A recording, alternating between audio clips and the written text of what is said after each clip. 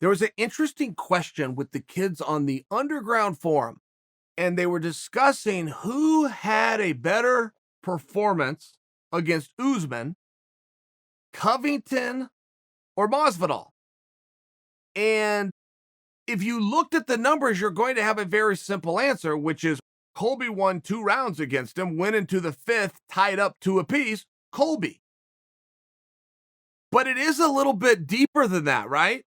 I mean, it is a little bit deeper. While Masvidal did not win any rounds, I believe one judge gave him 1 round, other 2 5-0. That was a really close fight. And it was closer in spots that you didn't think would be close. For example, first off, and this is very relevant, Masvidal has 6 days to COVID test, get himself to a different continent, do nonstop media, quarantine, make weight, and walk out and fight a guy. So to make believe that he's in perfect 5-round shape is a stretch.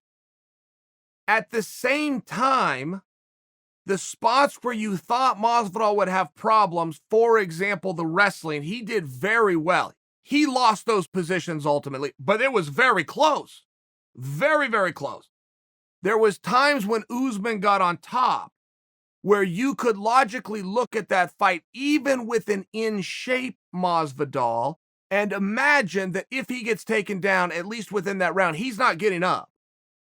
And he got up. He created scrambles. He got up. He was able to push the pace. He did very well on the feet. That part you would probably predict that he would do. But Masvidal was finding that lead kick that he does to the body. He started the fight with it. He walked out, kicked Usman 3 times before Usman got going. I mean, Masvidal started hard, and he also finished very strong. And while he did not win rounds, they were very competitive rounds. Right? I mean, a fight is not a lopsided fight if it goes 5-0. That might sound lopsided. Well, a guy never won a round. That sounds lopsided. Well, not so fast. I mean, there's some very close rounds that are 10-9, and just because you got to keep putting a 10 for one guy and a 9 for the other guy doesn't mean that it wasn't a hard decision to make in some capacity. I just think it's an interesting point. Ultimately, Colby is the answer. Well, ultimately, Colby's the answer. It was 2 rounds apiece. There was controversy. That was a dogfight. Colby is the answer. But there's a discussion. There is a very real discussion that does lend towards the argument that Masvidal is currently making, which is, give me a rematch. I learned what I needed to learn. I will beat him the second time. Whether he does or not is between those two. But for Masvidal to come to that conclusion, hang his hat on it, want a full training camp, want to go out there, and have confidence that he's going to win. I mean, he did enough to show that.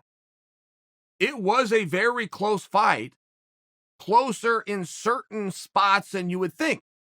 The one counter argument that has not been made is what's good for the goose is good for the gander, right? You got this side of the coin, you got the other side, which is Usman could then come out and go, hey, look, by the way, this guy was better at stopping takedowns. This guy was better at stopping scrambles. This guy did a good job of using the fence and stand. I also learned.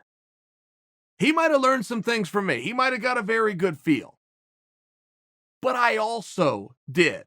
I know how to now set up some of my shots. I know how to use some of my transitions. Not an argument that Usman has come out and made publicly, but it's one that he could.